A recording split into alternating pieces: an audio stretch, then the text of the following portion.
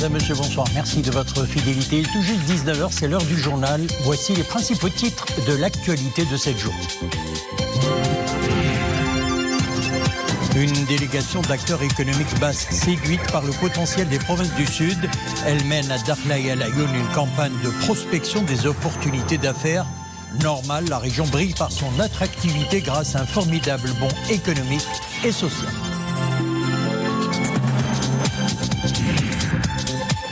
La campagne vaccinale avance et fait chaque jour grossir les rangs des vaccinés. Aux côtés des nationaux, les résidents étrangers établis sur notre sol adhèrent à cet élan national avec fierté et enthousiasme.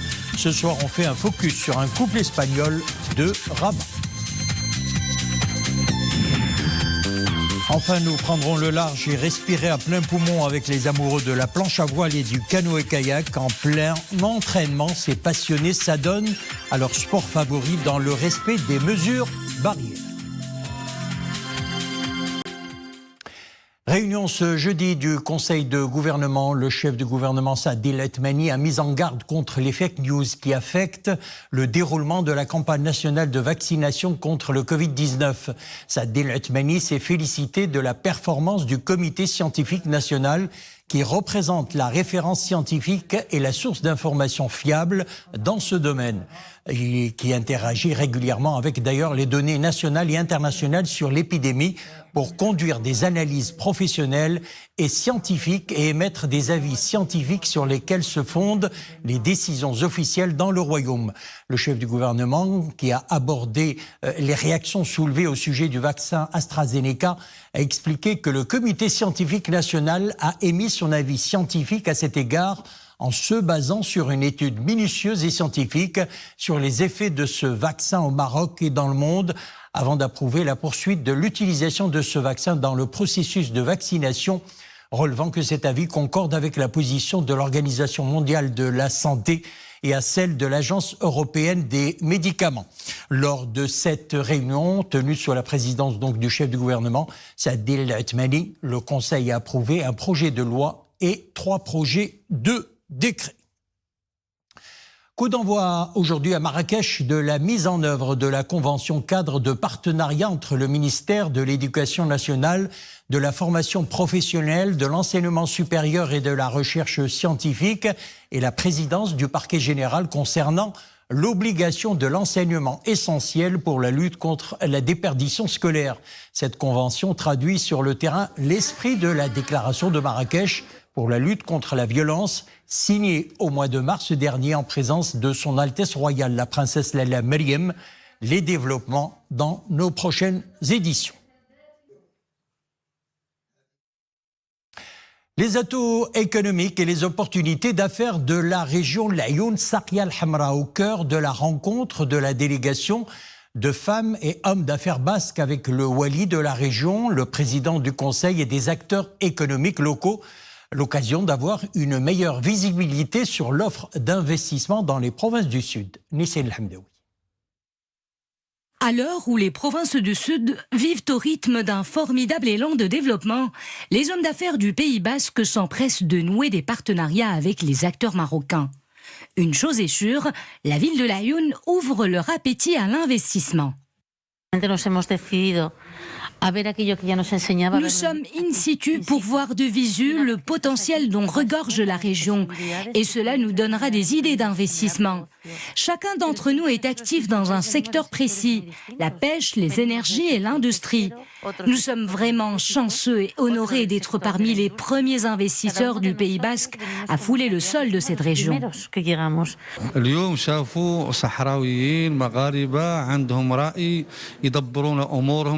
Aujourd'hui, la délégation basque est entrée en contact avec les citoyens des provinces du Sud qui s'expriment librement et gèrent eux-mêmes leurs propres affaires politiques, économiques et celles de leur cité. Ces hommes d'affaires ont été impressionnés du volume conséquent des investissements publics réalisés dans la région. Et au Centre régional d'investissement de Laayoune, la délégation basque a eu une idée sur les investissements sectoriels au niveau de la région, chiffres à l'appui. Nous avons fait la promotion de l'espace territorial de la région et nous avons mis en avant toute la dynamique que connaissent les provinces du Sud à l'aune du nouveau modèle de développement sous l'impulsion de Sa Majesté le Roi.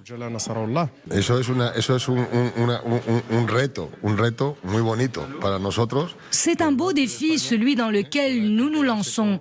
Le nord de l'Espagne s'invite au sud du Maroc. Il est clair que la Une va devenir la pierre angulaire pour le développement de projets d'investissement à forte valeur ajoutée. La mission de prospection des femmes et hommes d'affaires basques débouchera à coup sûr sur des projets concrétisables sur le terrain, au cœur du Sahara marocain. La délégation poursuit actuellement son périple à Dakhla.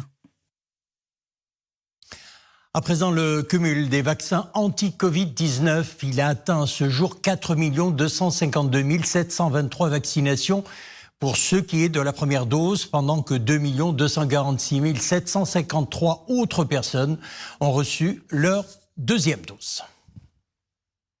Cela fait 41 ans que Fina et Vicente ont élu domicile au Maroc. Pour ce couple espagnol, la journée d'hier était très spéciale. L'épouse Fina a pu recevoir sa seconde dose du vaccin. Notre équipe les a accompagnés au centre de vaccination, c'est à Rabat. Un moment chargé d'émotions. Regardons Nisrin Benranem, Amin Amouri et Mariam El-Messi. Entre Fina et Vicente, c'est une vie commune de plus de 40 ans. Nous avons retrouvé ce couple espagnol dans ce centre de vaccination de Rabat. Si pour Vicente, l'immunisation définitive contre le Covid est chose faite, c'est au tour de Fina de recevoir sa seconde injection. Et là encore, le couple se soutient.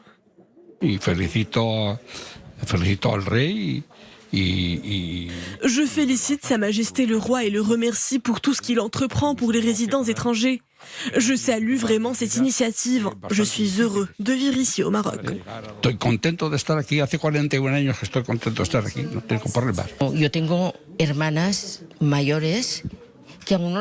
J'ai des sœurs plus âgées en Espagne. L'une d'elles est mon aînée de 15 ans, mais n'ont pas encore été vaccinées. Alors que moi, j'ai eu la chance d'en bénéficier. Cela me touche énormément. Je suis très reconnaissante au Maroc et principalement à Sa Majesté le Roi et au peuple marocain qui nous accueille chaleureusement depuis 40 ans, jusqu'à nous faire oublier que nous sommes des étrangers. La campagne se déroule très très bien. Le vaccin il est gratuit aussi bien pour les Marocains que pour les étrangers résidant au Maroc.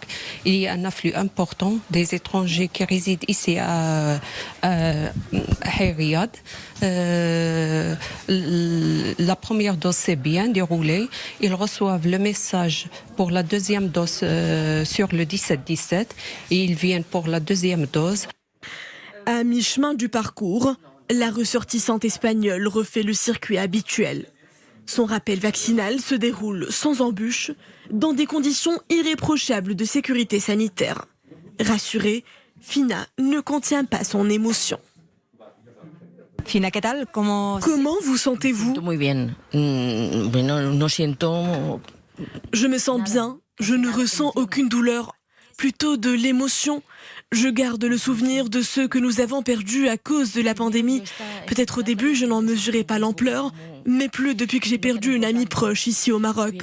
Sa mort nous a frappés de plein fouet.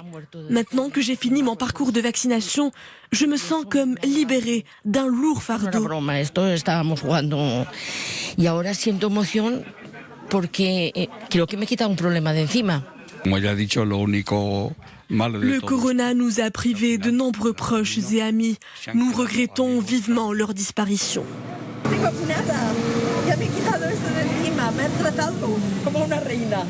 Une stratégie vaccinale qui couvre toutes les franges de la population, au même titre que la communauté étrangère établie dans le royaume. Et puis sachez que l'Agence européenne des médicaments a rassuré et a rendu son verdict aujourd'hui. Le vaccin AstraZeneca pas associé à un risque plus élevé de caillots sanguins. C'est ce qu'a déclaré la directrice exécutive de l'Agence européenne des médicaments, Emma Cook. Il s'agit d'un vaccin sûr et efficace, a-t-elle précisé.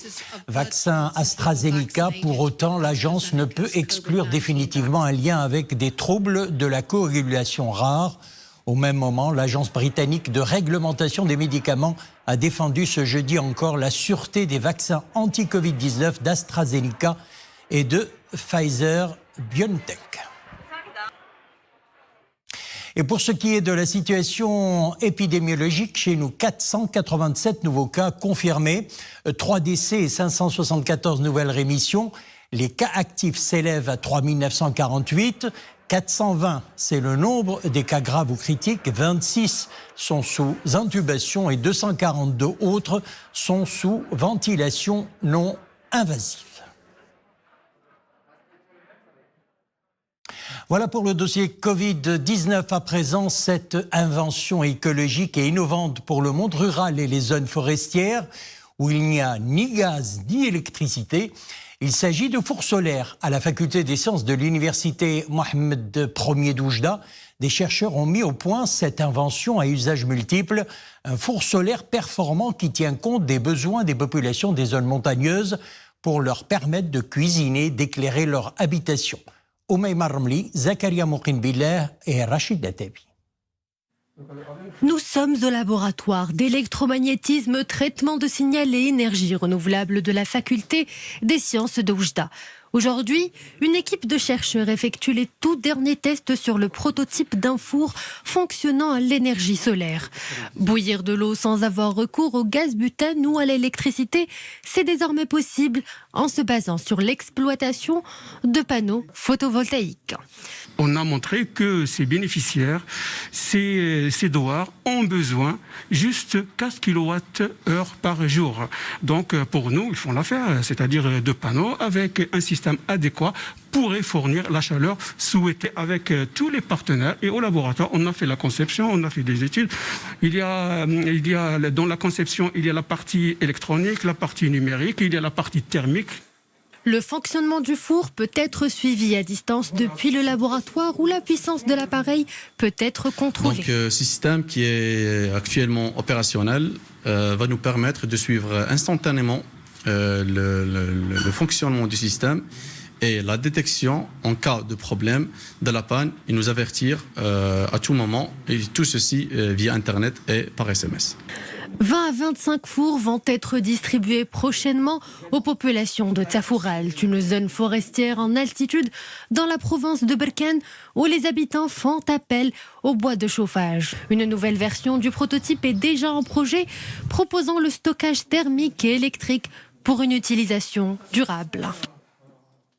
On passe à la météo à présent. Pluie et neige de retour dès aujourd'hui sur plusieurs provinces du royaume.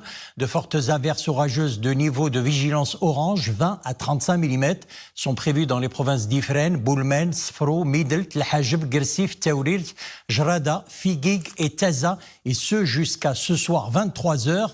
40 à 60 mm sont prévus samedi sur les provinces de Fars, Anjara, Mdiq, Fnedaq, Tanger, Asela, Tétouan, Nadour, El Housima et Driouch. C'est ce qu'annonce la direction générale de la météorologie. Et puis des chutes de neige, 15 à 25 cm, sont prévues jusqu'à samedi à 23h dans les provinces de L'Haouz, Azilal, Bni Mellel, Boulmen et Midelt. De fortes rafales de vent, 75 à 85 km/h, sont attendues du vendredi au samedi dans les provinces de Assazag, Chtuka Eitbaha, Gelmim, Sidi Ifni, Tata et Tiznit. On passe au sport à présent en football. La liste des joueurs retenus pour disputer les prochains matchs des éliminatoires de la Coupe d'Afrique des Nations, la CAN 2021, dévoilée aujourd'hui. Le sélectionneur national, Wahid Alizovic, lors d'une conférence de presse tenue au centre Mohamed VI de football de Marmoura, a expliqué son choix porté sur les 24 joueurs qui prendront part aux 2 rencontres comptant pour les 5e et 6e journées des éliminatoires groupe E de la 33e édition de la CAN face à la Mauritanie et le Burundi. Et parmi les nouveaux appelés, il y a Selim Amrallah qui joue au Standard de Liège, Adam Massina qui joue à Watford et Soufiane Chekla qui joue à Getafe en Espagne. On écoute le sélectionneur national suite à la circulaire de la FIFA de permettre aux clubs, notamment européens, d'interdire aux joueurs africains de rejoindre leur sélection. Il y a une circulaire qui est sortie le 5 février qui nous pose beaucoup de problèmes, qui fait confusion totale dans la préparation de ce stage, qui autorise club pour empêcher venir au stage les joueurs que africains. Je pose question, je suis assez dubitatif sur cette circulaire. Pourquoi on fait différence entre footballeurs africains et footballeurs d'Europe? J'espère que tous mes collègues de toutes les sélections africaines de football, il faut montrer un mécontentement total vis-à-vis cette. Ce n'est pas une décision, c'est presque proposition. Sport toujours, handball, le championnat d'Afrique des clubs vainqueurs de coupe délocalisés de l'Algérie au Maroc, une décision prise par la Confédération africaine de handball en raison de la situation sanitaire inédite et des restrictions conséquentes en vigueur en Algérie. Le 36e championnat d'Afrique des clubs vainqueurs de coupe 2021, initialement prévu pour s'y dérouler du 20 au 29 mai 2021, se tiendra désormais à Agadir. La date du tirage au sort de la compétition sera communiquée prochainement, précise la Confédération africaine de handball. Et puis, profitant des vacances scolaires, les amoureux de voile et de canoë-kayak ont repris les entraînements. Ces passionnés s'adonnent à leur sport favori dans le respect des mesures barrières, un site idéal et un vent favorable que vous pouvez apprécier dans ce reportage à Mdiq, Abdelali Gennouni, Zakaria Mouqin Billah et Nissin Hamdaoui. Dès les premières heures de la matinée, des dizaines de pratiquants de voile et de canoë-kayak se retrouvent au port de Mdiq. Aujourd'hui, le vent souffle fort, du pain béni pour la pratique de ces sports nautiques. Mais avant de franchir le pas, les sportifs doivent dénouer les cordes de sécurité et mettre les barques à l'eau. Et c'est parti pour une balade nautique au large de la Méditerranée. Aujourd'hui, nous avons la chance d'avoir un vent fort. Cela nous encourage à nous adonner aux entraînements. Actuellement, nous nous préparons au championnat national qui a lieu à Mdiq. Quand les conditions sont réunies, nous en profitons pour nous entraîner à notre sport favori. C'est indispensable pour participer aux championnats et autres compétitions. En plus, le climat est favorable. Au programme des entraînements, des manœuvres pour maîtriser le pilotage et l'équilibrage. La séance est prolongée en raison des vacances scolaires. Une partie d'entraînement et de plaisir dans le respect des mesures barrières et de sécurité. Cette fois-ci, pendant ces vacances scolaires, on a voulu quand même réjouir un peu et donner un peu de joie aux enfants, malgré vous avez un peu le temps qu'il fait, animer l'école de voile avec des sorties en mer, des voiliers et des canoë-kayak. Ce qui les réjouit, il les rend un peu plus heureux, malgré les restrictions. Visiblement, ces amoureux de sport nautique ne rateraient pour rien au monde leur séance d'entraînement. Des stages leur sont dispensés tout au long de l'année, en plus de prendre part à des régates et des compétitions nationales et internationales. Et en raison de la crise sanitaire, la saison touristique, elle, est compromise au niveau des stations de ski. Nous sommes pourtant en pleine période de vacances scolaires, mais toujours pas de skieurs ni de randonneurs dans les montagnes enneigées du Haut et Moyen Atlas, comme sur ces images à Loukaïmden. La route d'accès à la station de ski est fermée en raison des mesures de prévention sanitaire en vigueur pour endiguer le risque de propagation du coronavirus. Des barrages sont érigés pour renforcer le contrôle et du coup, les remontées mécaniques sont à l'arrêt. Sur la route de la station, une poignée de vacanciers se contentent d'ailleurs de pique-niquer là où c'est autorisé et de profiter des paysages verdoyants de la haute montagne.